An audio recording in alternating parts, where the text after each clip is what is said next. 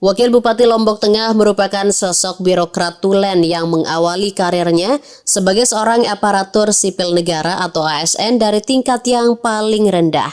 Perjalanan panjangnya sebagai seorang birokrat selama puluhan tahun membuatnya sangat mengenal baik kehidupan masyarakat Lombok Tengah. Haji Muhammad Nursiah menjadi seorang ASN pada tahun 1988. Dia pernah menjabat sebagai jabatan strategis sebelum akhirnya menjadi seorang politisi.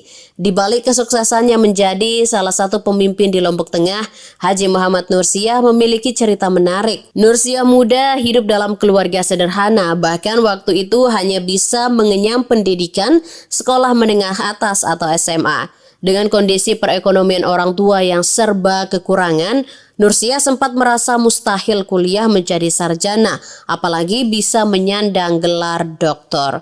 Usai lulus SMA tahun 1983, Nursiah akhirnya memutuskan mendaftarkan diri sebagai aparatur sipil negara hanya dengan modal ijazah SMA. Dikatakannya lulus menjadi Praja IPDN Mataram tahun 90 adalah sesuatu yang mustahil baginya karena kehidupan Nursiah jauh dari berkecukupan seperti anak lainnya. Usai tamat IPDN Praja Mataram, Haji Muhammad Nursiah pun berpikir melanjutkan kemana karirnya melangkah. Akhirnya dengan pertimbangan matang, Nursiah melanjutkan studi S1 ke Bandung di Sekolah Tinggi Ilmu Administrasi Lembaga Administrasi Negara Bandung pada tahun 97. Ia mengambil jurusan manajemen program pembangunan dengan dibiayai penuh negara. Usai menyelesaikan studinya di Bandung, Nursiah kembali mengabdi ke Lombok Tengah dengan bekerja di Dinas Pendapatan Lombok Tengah. Nursiah kembali ke kantor di Lombok Tengah dan akhirnya dipercaya duduk dalam jabatan sebagai Kasub Laporan Pendapatan Keuangan Daerah yang merupakan jabatan paling bawah yaitu Eselon 5B pada tahun 98.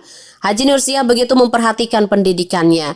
Ia diberikan kesempatan peluang magister di Universitas Gadjah Mada, jurusan program keuangan daerah selama 2 tahun. Selesai di UGM, Nursiah dipercaya menjadi Kasubag Perbendaraan di bagian keuangan Dinas Pendapatan Daerah tahun 2001 sesuai disiplin ilmunya di UGM. Karir Nursiah terus menanjak.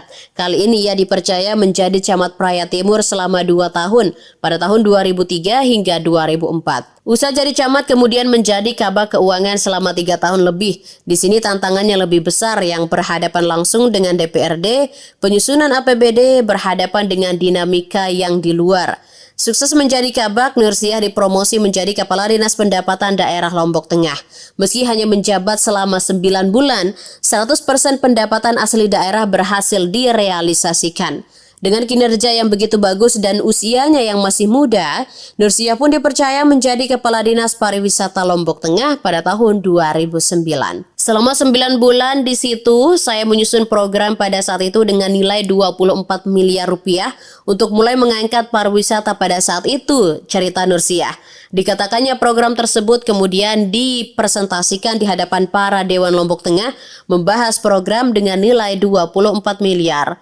Mereka menyanjung Nursiah bahkan memintanya untuk menjabat hingga pensiun di Dinas Pariwisata Lombok Tengah. Lebih lanjut, Nursiah mengungkapkan Lombok Tengah pada saat ia menjabat sebagai Kadis Pariwisata mengalami defisit hingga 56 miliar. Akhirnya dengan pertimbangan Bupati Lombok Tengah, Nursiah dimutasi menjadi Asisten 3 Setda Lombok Tengah yang urusannya dengan keuangan, kepegawaian, dan perlengkapan. Nursiah pun berhasil menyelesaikan defisit tersebut. Nursiah pun menjabat sebagai Sekda Lombok Tengah selama 4 tahun yang mengantarkannya dalam karir panjangnya sebagai seorang birokrat. Kesuksesan kepemimpinan Nursiah membuatnya ditawari menjadi seorang politisi. Namun sebelum masuk politik, Nursiah berpikir panjang hingga 1 minggu. Bagaimanapun saya seorang PNS, di mana Allah takdirkan untuk dapat rezeki dari situ. Download Tribun X sekarang, menghadirkan lokal menjadi Indonesia.